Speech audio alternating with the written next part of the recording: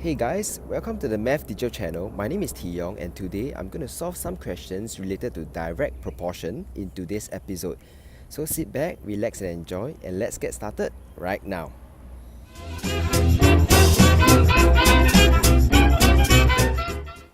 Alright guys, let's start with the first question. So it is given, let's read the question together. So it is given that y is directly proportional to the cube root of x. So take note, it's cube root of x, and y is equals to 1.5 when x is equals to 8.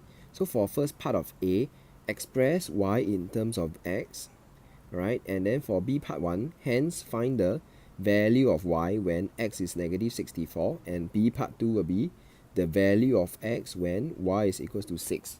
Alright, so we have let's start with the first part A. So it is given that y is directly proportional to the cube root of x. So we can see this is a question regarding direct proportion.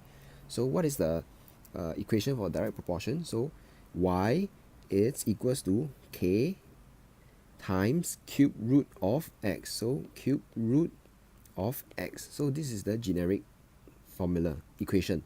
So when y equals to 1.5, x equals to 8. So this means that therefore 1.5 equals to k cube root of 8. Right? So 1.5 equals to k times 2. Right? Cube root of 8 is actually 2. Right? So k will be equals to 1.5 divided by 2, which give us 3/4. And therefore, hence the equation will be y equals to 3/4 cube root x. So this answer part A of the question. Right, so now let's go on to part B of the question.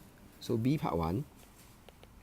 So find the value of y when x is equals to negative 64. So when x equals to negative 64, y will be equals to 3/4 cube root of negative 64.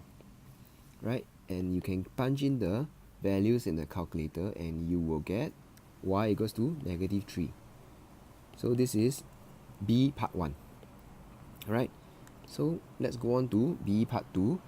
So for B part 2, it's the same kind of question as B part 1. So just that they switch around.